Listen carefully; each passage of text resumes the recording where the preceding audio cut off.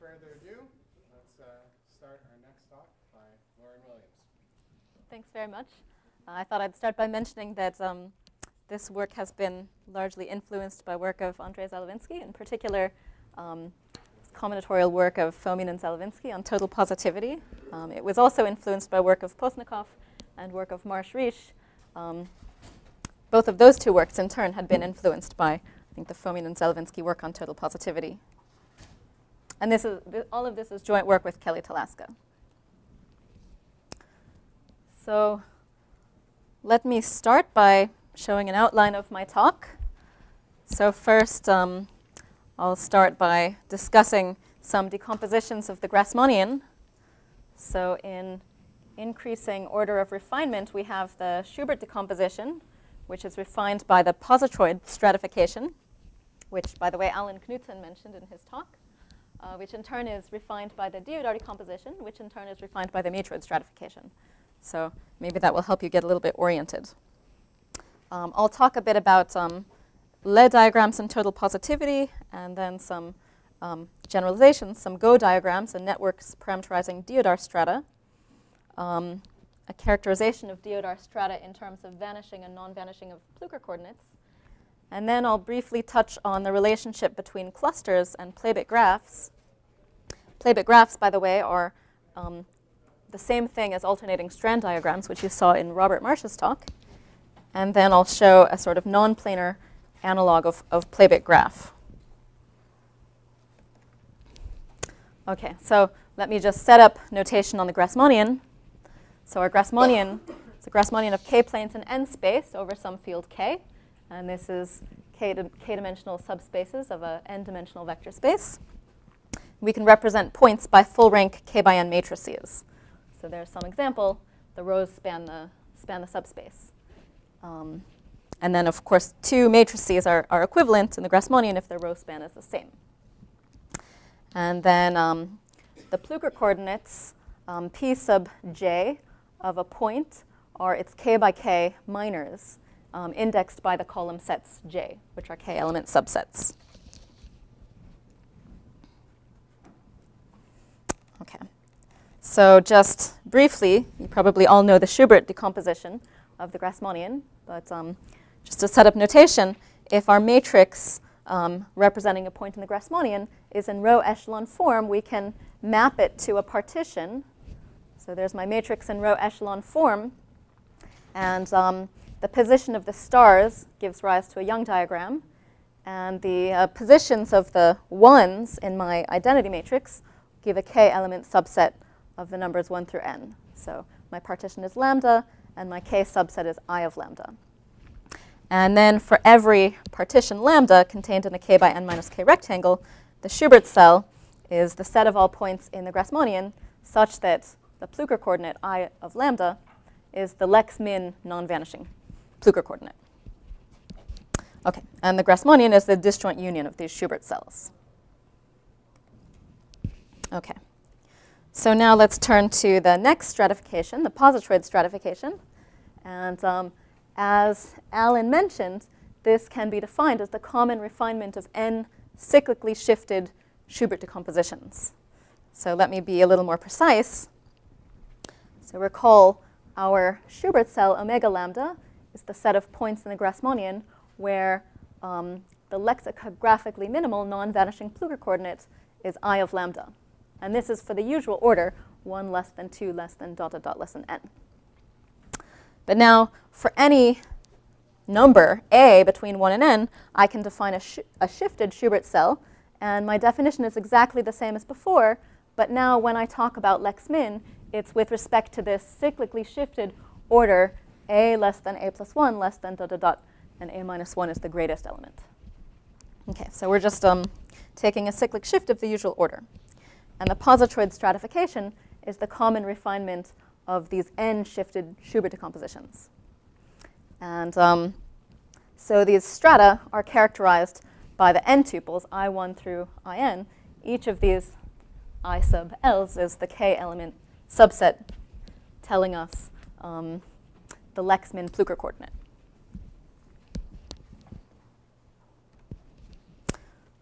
OK, So just to say the same thing, well, this just says exactly the same as what I just said. So I refer to these tuples, I1 through In, as a Grassmann necklace. And so given such a tuple, the positroid stratum, S sub I, is the set of points in the Grassmannian where I have n non-vanishing Plucker coordinates. Those are my I1 through In. And then I also get a bunch of Plucker coordinates that must be 0, corresponding to K subsets that are lexicographically less than those I1 through In. Okay. So, of course, most n tuples that I might choose, I1 through In, lead to this stratum being the empty set. But if it's non-empty, then we say this is a Grassmann necklace.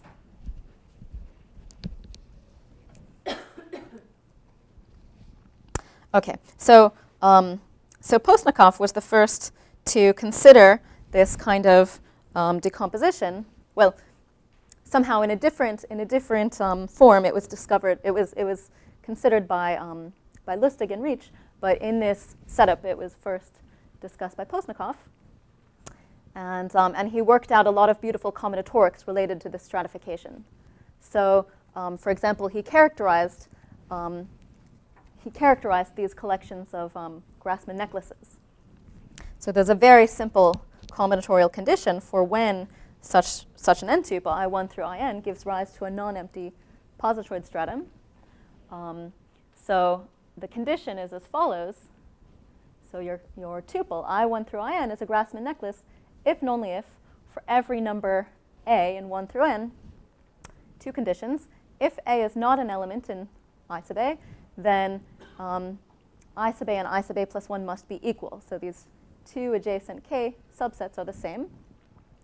And on the other hand, if a is in I sub a, then either they're equal or I sub a and I sub a plus 1 differ by removing a and putting in some other element b.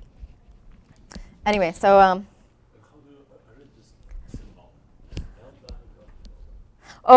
yes, that's called lead diagram. Yes. So right. So I'm going to define that in just a moment, and then you'll see why it's called lead diagram. So these Grassmann necklaces are in bijection with certain kinds of tableaux called lead diagrams, which are as follows. So you have your Young diagram contained in a k by n minus k rectangle, and boxes are filled with pluses and zeros subject to the following condition. This configuration with a 0 with a plus above it and a plus to the left is forbidden. So there's this forbidden shape. This shape looks like a backwards L, and backwards L is pronounced le, and we write it like this, and so this is the terminology. Right. So this is another combinatorial object that's in bijection with Grassmann necklaces, and is also in bijection with the juggling patterns that Alan talked about the other day. So these are the objects which parameterize positroid strata.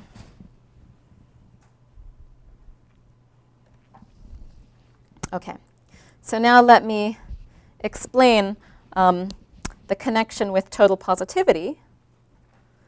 So the totally non-negative part of the Grassmannian, which will denote GRKN greater than or equal to 0, is the subset of the real Grassmannian where all Plucker coordinates are non-negative.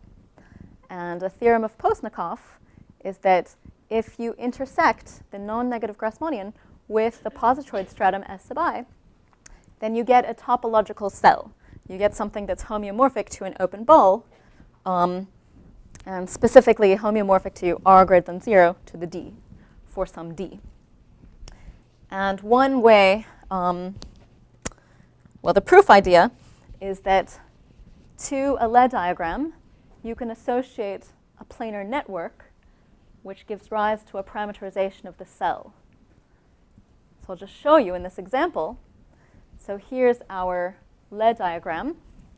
And now from this Lie diagram, I'm going to draw a directed graph. So I've put a vertex down for every plus, and then every vertex I draw an edge to its right and below. And I put the labels 1 through n around the boundary. And then I put a weight on every horizontal edge. So this is my planar network. And then from this, we write down a weight matrix where the ij entry enumerates paths in this network from I to j. So for example, I have 2 paths from 1 to 4. One of them takes a step west, south, west, south. You see along the edges is BD. And there's another path from 1 to 4, which takes 2 steps west, followed by 2 steps south. And its weight is DE. And since there's these 2 paths of weights BD and DE, I'm going to put this in my 1,4 entry. So, and then the theorem in this instance says that the map from r greater than 0 to the 5 to the Grassmannian of 2 planes in 5 space is a homeomorphism onto this positroid cell. So in this matrix, we let A, B, C, and D run over all positive numbers. Oh, A, B, C, D, and all positive numbers, and we get a homeomorphism onto a cell. Yes, so right, I glossed over the signs. So I put down these entries without signs, and then there's a unique way to add signs such that all minors are non-negative. And to be more concrete, my matrix here has a sub matrix which is an identity matrix. Now, given any other entry of this matrix, I can compare it to k minus 1 out of k columns of the identity matrix together with this column, and that will give me a unique way to assign signs to each entry such that the minor. What was that? It's a little bit more complicated because my well, yeah, actually in this case, yes, exactly. Yeah. Well, no, not quite. If my partition shape was a little bit more complicated, the position of my identity matrix might be somewhere else. Anyway, it's something easy.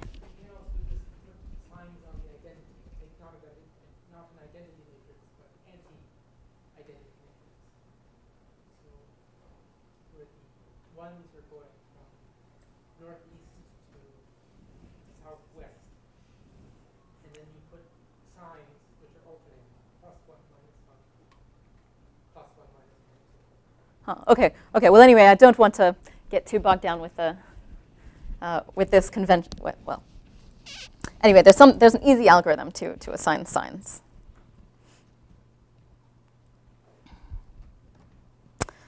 Okay. So here is one of our motivating questions. So, what if we want to understand the entire real Grassmannian? You know, we don't want to just restrict our attention to the non-negative Grassmannian. Is there some way to generalize this construction, the construction Lie diagram to planar network to parameterization of the cell, so as to parameterize the entire positroid stratum, not just the non-negative part? Now, but those strata are not going to exhaust the entire real Grassmannian, right? which strata? I mean, the construction I've just shown you by Postnikov only exhausts the non-negative part of the Grassmannian. And so a question is, how can we generalize this construction so as to cover the entire real Grassmannian? And we do want to cover. Be covered by just the positroid strata. That's a definitional question, right? When you stratification, it covers. If you take the matroid strata in the positroid strata. no. By definition, the positroid stratification stratifies the entire real Grassmannian. But okay, there's the positroid stratification, and then there's the positroid cell decomposition of the non-negative Grassmannian. So the positroid stratification is a stratification of the entire Grassmannian, not just the non-negative part. And then there's the positroid cell decomposition of the non-negative Grassmannian. Stratification by what? By the vanishing pattern of the Plucker coordinates? Yeah, I mean, the positroid stratification is just the intersection of n cyclically shifted Schubert decompositions. That has nothing to do with positivity. Oh, that's good. Yeah. Okay. Okay, so now we want to say, okay, who cares about total positivity? We want to cover the entire Grassmannian. Okay, now a naive guess would be to take the previous construction and let our parameters range over R instead of R greater than 0. But this doesn't work. So I want to tell you what does work. Okay, so for this, the right thing to do is to consider a decomposition that was first studied by Deodhar. This is a refinement of the positroid stratification. And so before I define it, let me just tell you some features of it.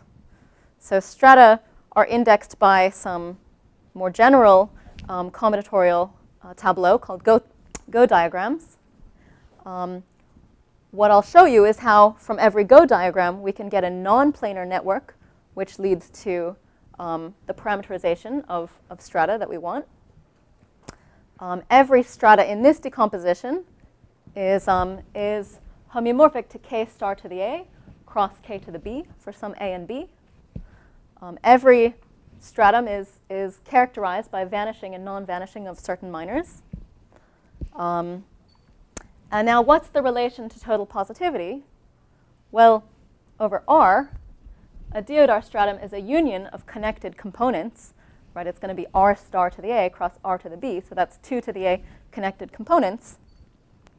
And if our Go diagram D is actually a Lie diagram, then B equals 0, and one of the 2 to the A connected components is the positroid cell that we saw before. So that's the relationship with total positivity. Okay, and let me just mention the last stratification of the Grassmannian, which refines the Deodhar stratification. So this is the matroid stratification. And here, every stratum is just characterized by requiring that certain Plucker coordinates are non-zero and all the others are 0. But we don't like this one because the topology is horrible. So I only mention it to put everything else in context.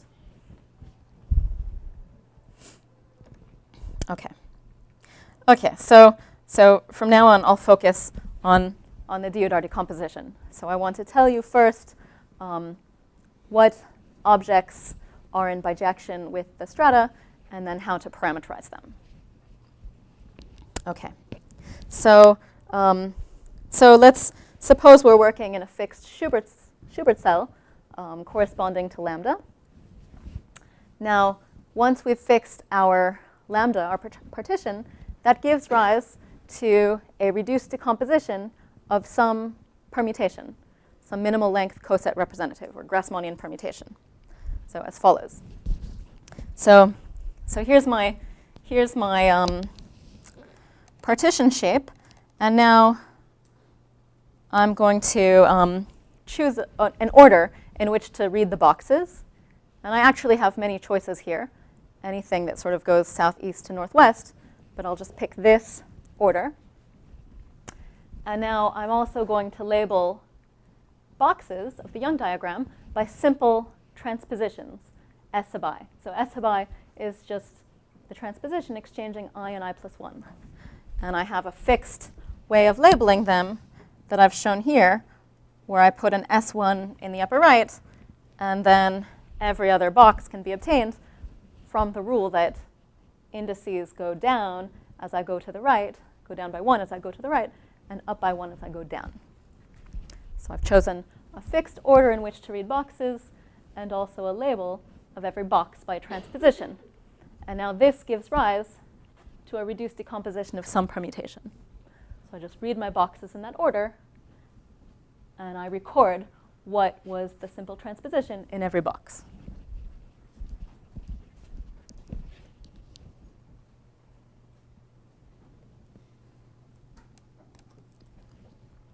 Okay, so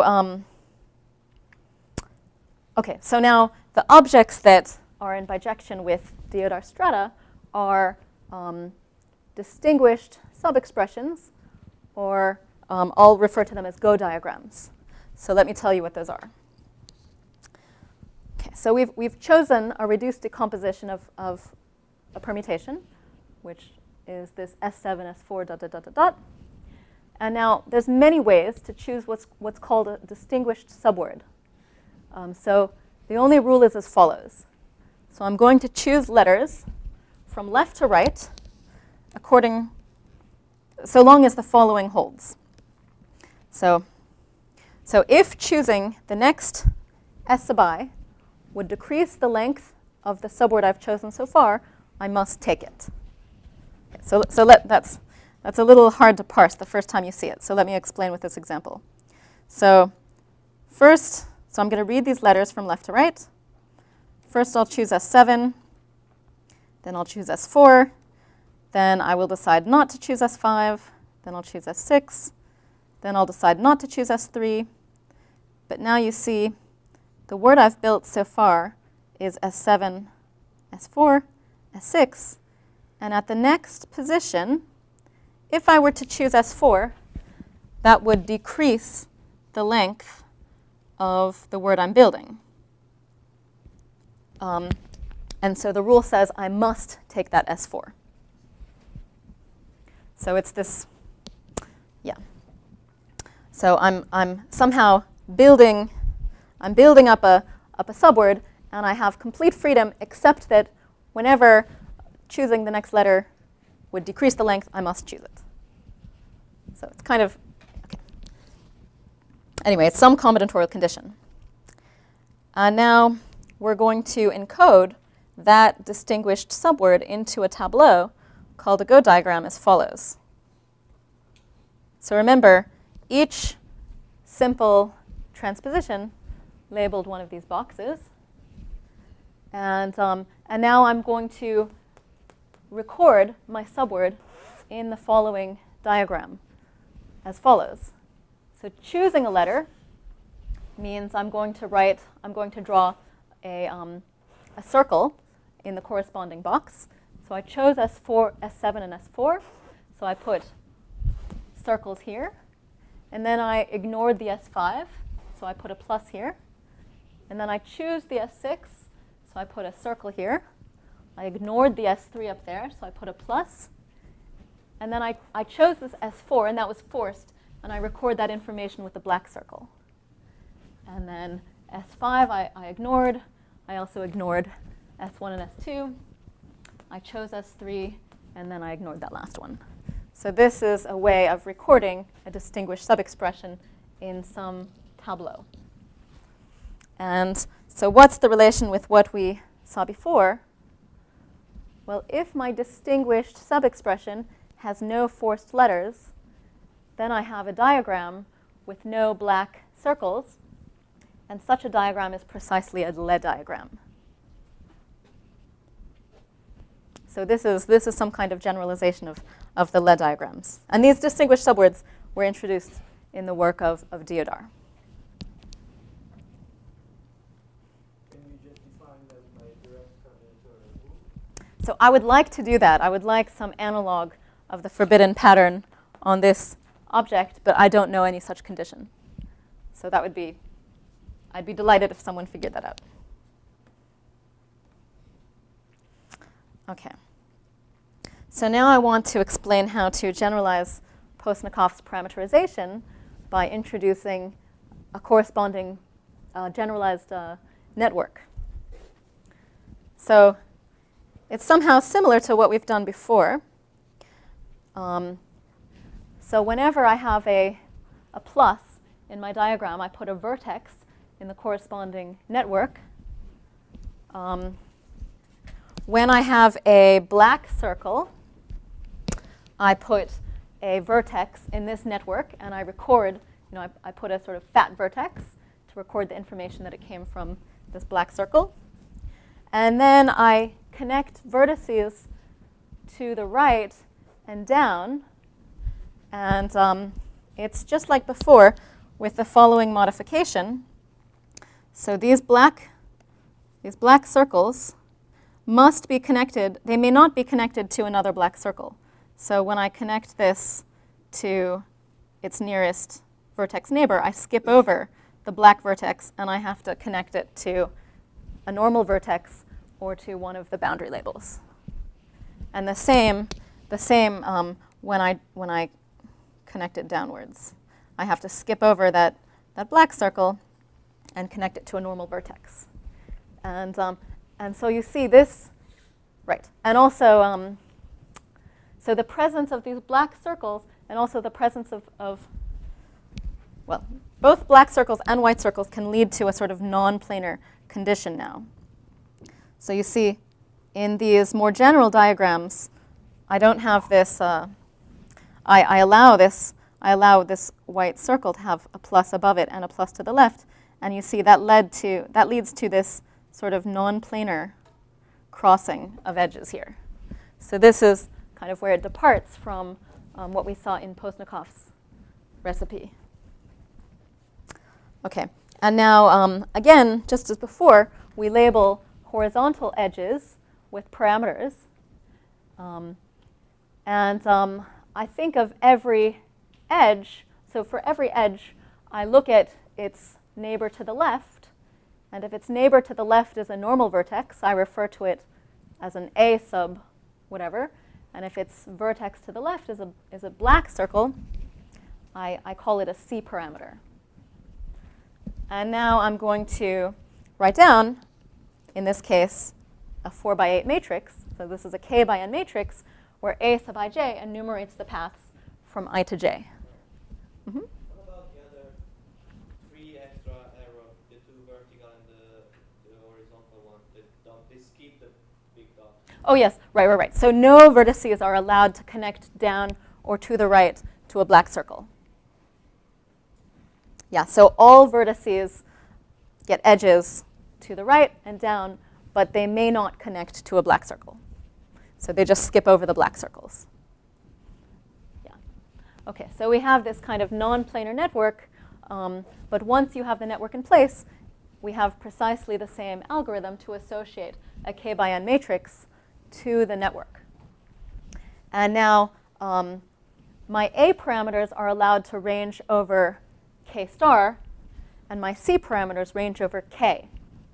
And then the theorem is that given this data of a Go diagram, say with R pluses and S black circles, then the map phi from k star to the R cross k to the S to the Grassmannian, where I take my tuple of parameters to my k by n matrix, is a homeomorphism onto a subset of the Grassmannian called a Deodhar stratum.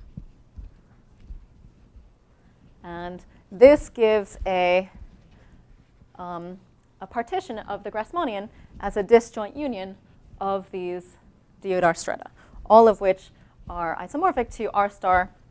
Well, really, this works over an arbitrary field, so k star to the R cross k to the S.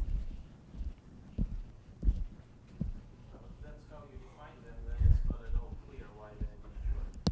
So I'm going to, well, so for the purpose of this talk, I'm defining them like this. I didn't want to give the original definition of Deodhar stratum in this talk. However, what we show is that this coincides. This map is a homeomorphism onto the Deodhar stratum of the Grassmannian as defined by Deodhar.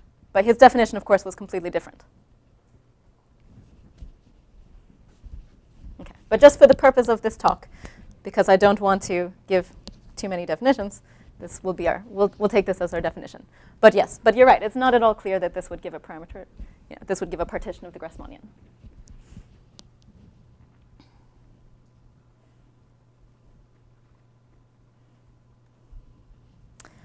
OK, so just to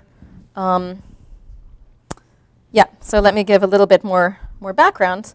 Right, so Deodhar was the one to define, was the one to originally define this decomposition of G mod B and more generally G mod P. His motivation was to understand Kazhdan-Lusztig polynomials. And then maybe 5-ish years ago, Marsh and Reach gave a parameterization of the Deodhar strata in G mod B using actually factorizations by simple tridiagonal matrices, which many people here are familiar with, y sub I of P, x sub I of Q, and s sub I. So these yi's and xi's are basically the identity matrix with one parameter just off the diagonal, which is non-zero. And right, and the Deodhar strata in the Grassmannian are the projections of Deodhar strata in G mod B. The reason I originally started thinking about this was because we realized at some point that this decomposition of the Grassmannian was very useful for understanding soliton solutions of the KP equation. So that is work with Yuji Kodama.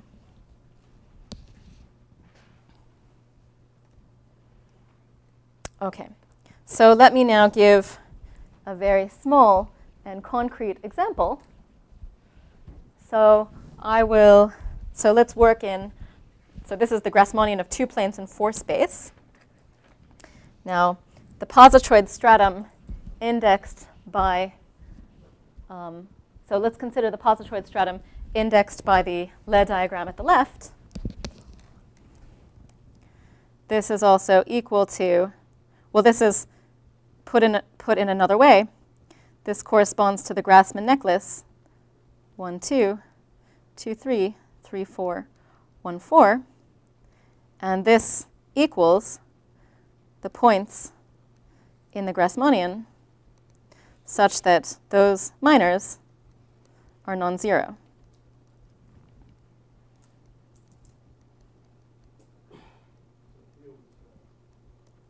Yes. Okay, so this is the positroid stratum. And now this is equal to a disjoint union of 2 Deodhar strata, which I claim are indexed by the following Go diagrams. So let me explain how this decomposition works.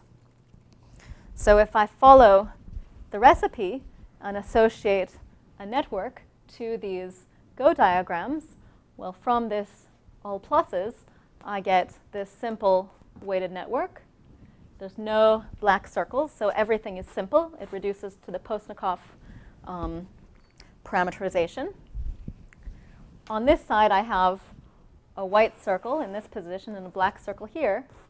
And so my weighted network looks like this. I have one non-planar crossing, and I have 3 parameters here. And here are the corresponding matrices. So there's one path from 1 to 3 with weight, my one path from 1 to 3, I didn't point it out correctly, but use this. This is my path from 1 to 3 with weight A3. I have, again, as before, I have 2 paths from 1 to 4 with these weights. I have one path from 2 to 3 with weight A1, that's this entry, and one path from 2 to 4, that's this entry here. And this is the appropriate choice of signs. And then on this side, I have one path from 1 to 3 with weight A3. And now I only have one path from 1 to 4 with weight A3, C4. No paths from 2 to 3 because I can't turn here. And one path from 2 to 4. And so let's write out all of the Plucker coordinates. Oh, and maybe I should have said this before. I have an identity matrix here, and I think about that as follows. In this network, I have a unique path from 1 to 1 that goes nowhere and gets weight 1. And I have no path from 1 to 2 that gives me the 0. And similarly for these zeros and ones. Okay, so let's write out the Plucker coordinates. So here's my 1, 2 Plucker coordinate is 1. My 1, 3 Plucker coordinate is A1. My 1, 4 Plucker coordinate is A1, A2. My 2, 3 Plucker coordinate is A3. My 2, 4 Plucker coordinate is A1, A2. And my 3, 4 Plucker coordinate is A1, A3, A4. Okay, and now over here, my 1, 2 Plucker coordinate is 1.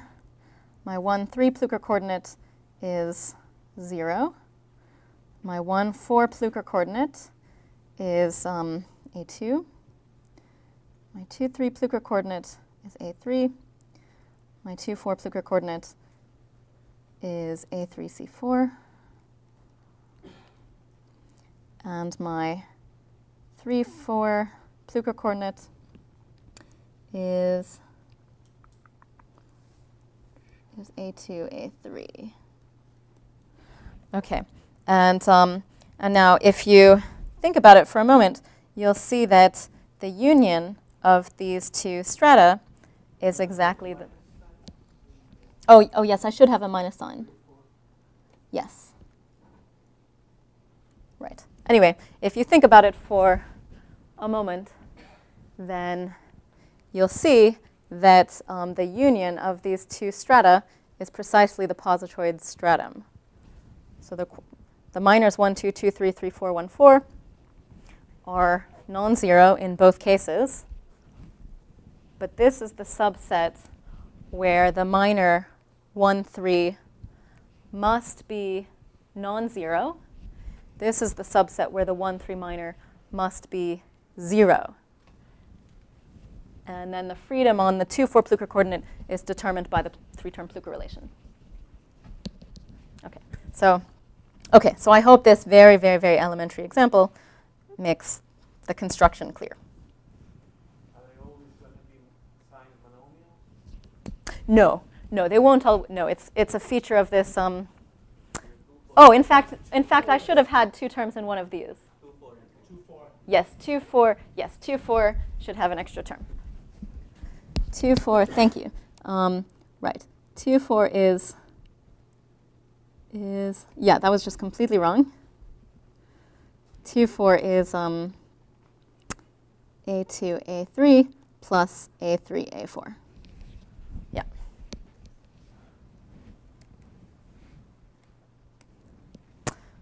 Okay. So now. How did you tell which one in the previous slide? So one of your coordinates there was a real number and the other one was a non-vanishing real number? Yes. Yes. Which one that was? The A's, so the A's are non-zero, and the C's may be 0. But how did you decide where to put them? So every labeled edge has a unique vertex on its left, and if it's a normal vertex, that's an A label, and if it's a black circle vertex, that's a C label.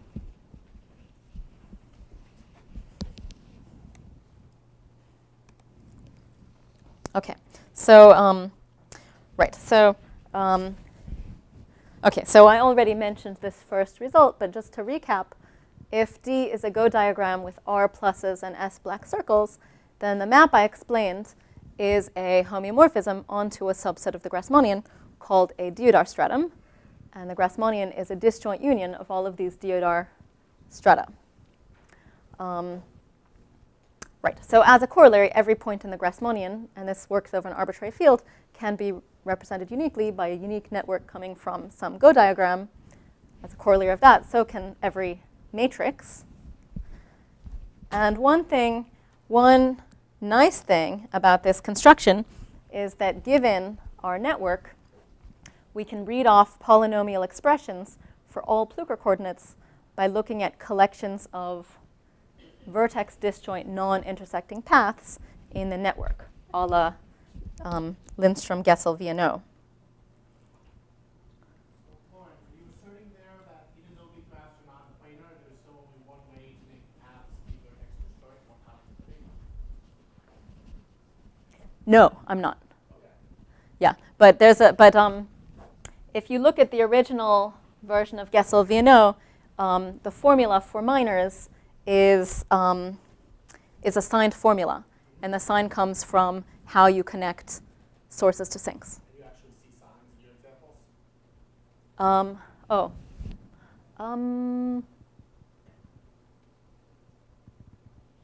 I have to get back to you on that. That's a good question.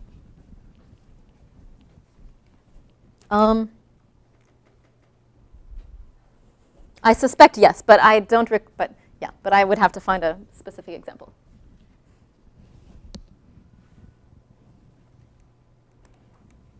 Okay. A second theorem is that the Deodhar stratum, where D, the Go diagram, is of shape lambda, can be characterized by vanishing and non-vanishing of minors. And maybe I won't give you the whole recipe, but these first two lines are simply the conditions for being in the corresponding Schubert cell. So that first condition says that I of lambda is the Lex first non-zero Plucker coordinate. Actually, that's what the first two conditions say. And then from every box of my Go diagram, I have a procedure for associating a k-element subset, and then there's rules saying that the minors coming from pluses have to be non-zero, and the minors coming from zeros are zero. So anyway, so there's a concrete kind of description of every Deodhar stratum in terms of vanishing and non-vanishing of minors.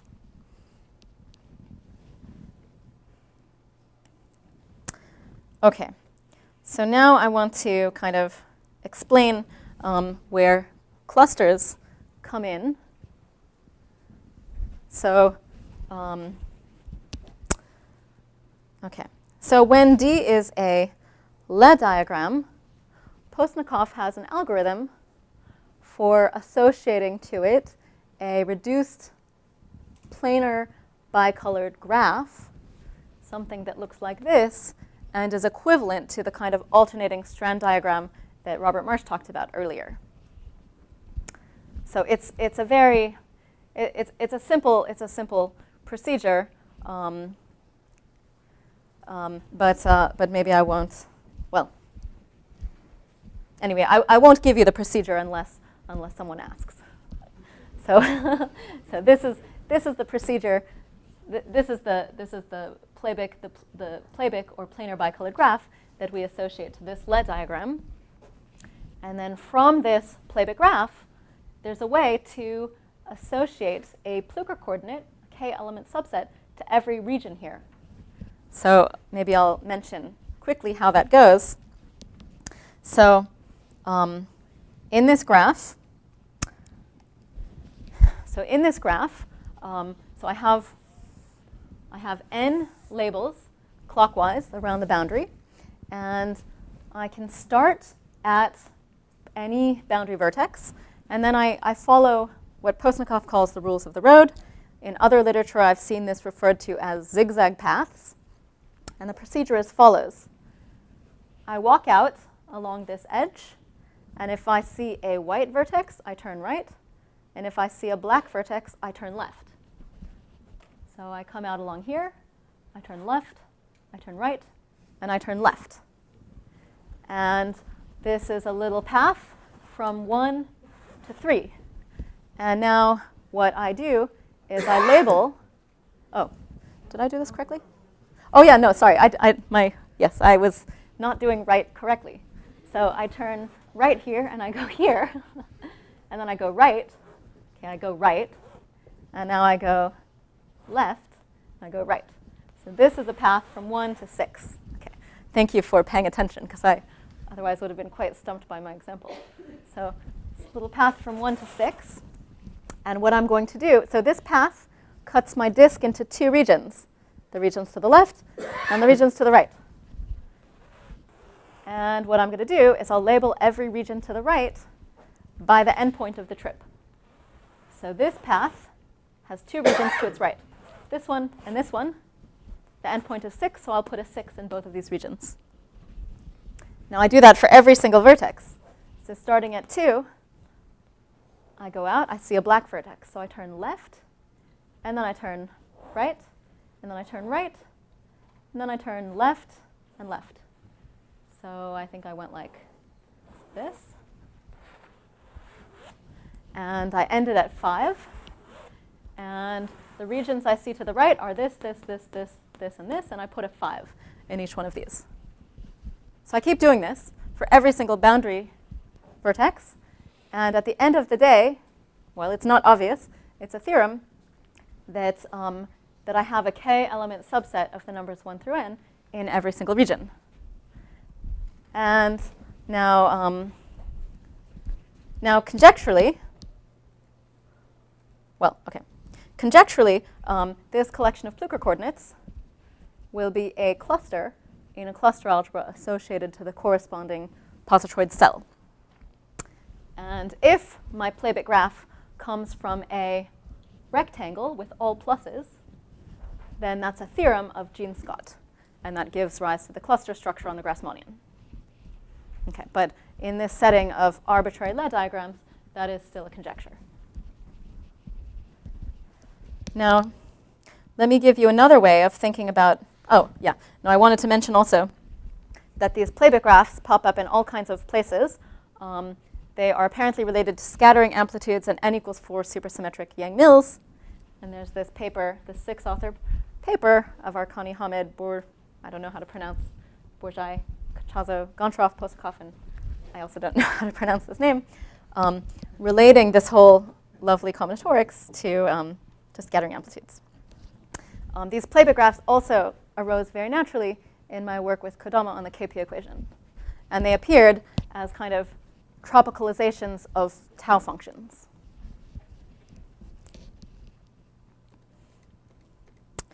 Now, let me tell you another way.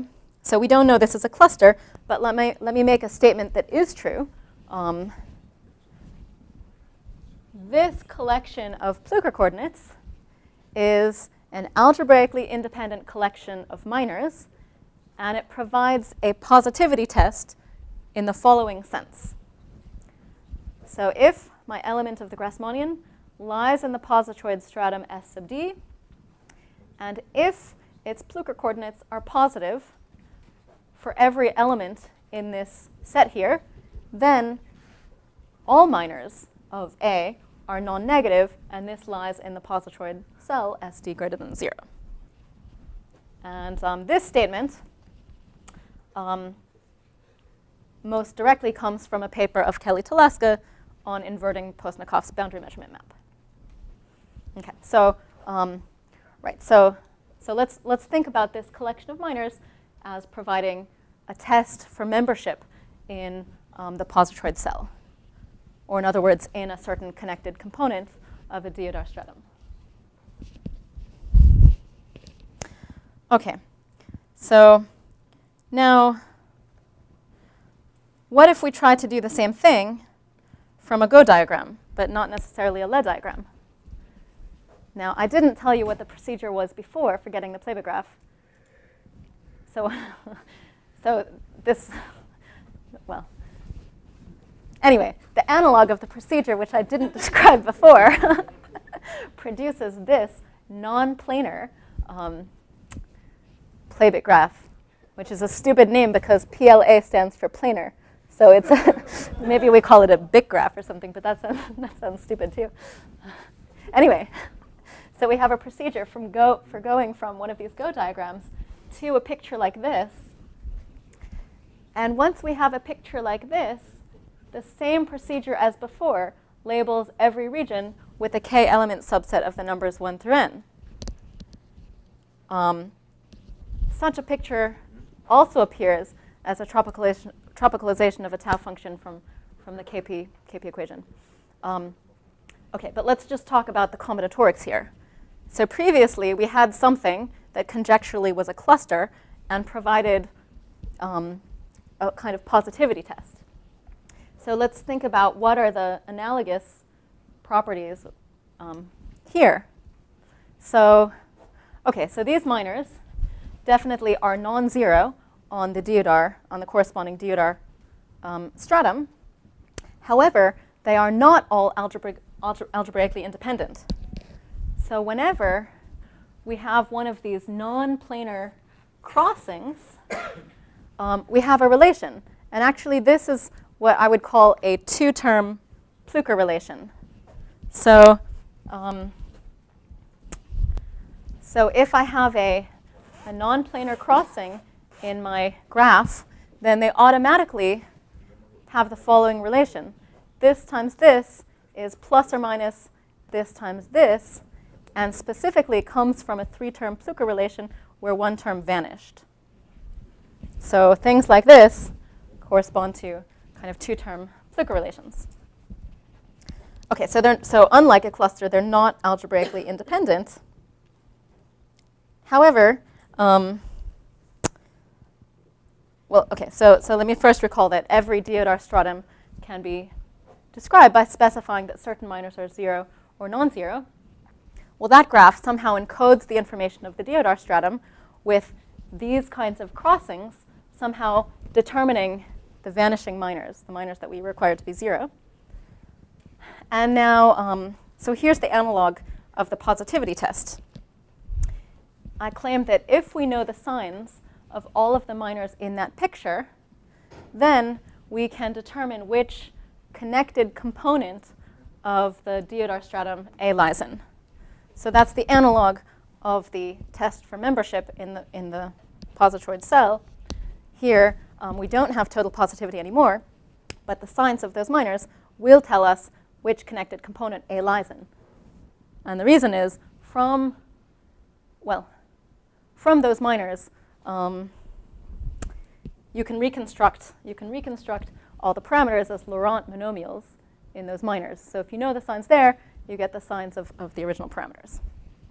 So that is somehow the analog of cluster in this setting, which does not admit cluster structure. Okay, I don't know if that was at all coherent. But, okay, so I'll just finish by mentioning some open questions. So one, Sergey already mentioned. So recall that Le diagrams are characterized by this forbidden Le pattern. And so it would be nice to know some analogous characterization for the Go diagrams.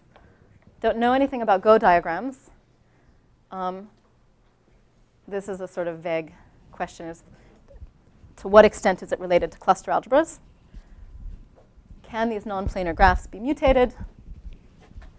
Scattering amplitudes, etc. So anyway, so I'll stop here.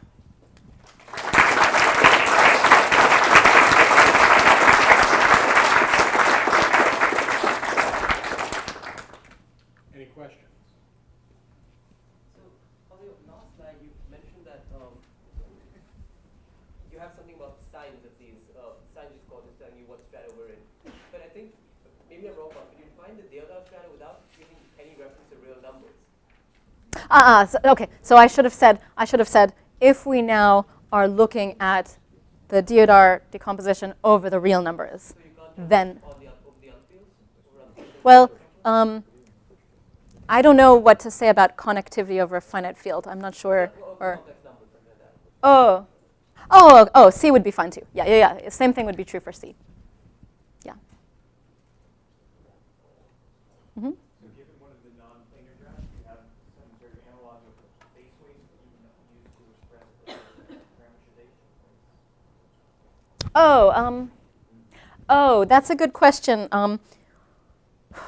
Right, so I put weights on edges, and Harold is asking if we can put weights on faces. I'm not completely sure, because somehow when you're in this non-planar setting, it's somehow an edge might lie above what looks like multiple faces. So I don't know how to define faces, but it would be nice to have something like that. Uh-huh. So if I have a Go diagram, it's not a law diagram, do I still have solutions to AT, but they go up in finite time?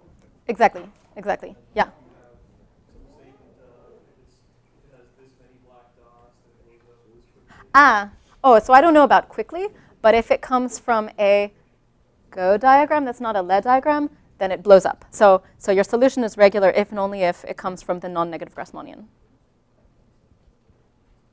Oh, and I think it, yeah, I think it blows up at all times somewhere. But that I don't know. But I think. Mm-hmm. These connected components, they're sort of like representation, configuration spaces for what could be for oriented positroids, right? Yeah. Yeah.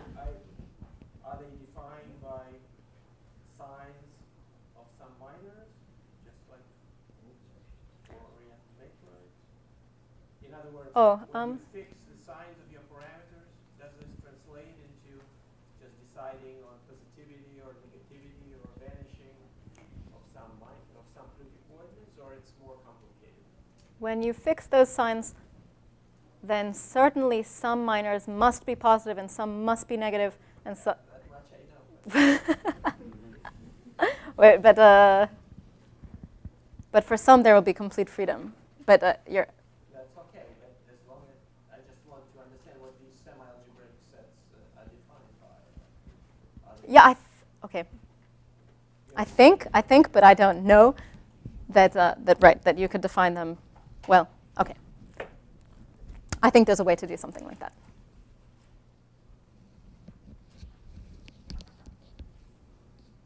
All right. Let's thank Lauren again.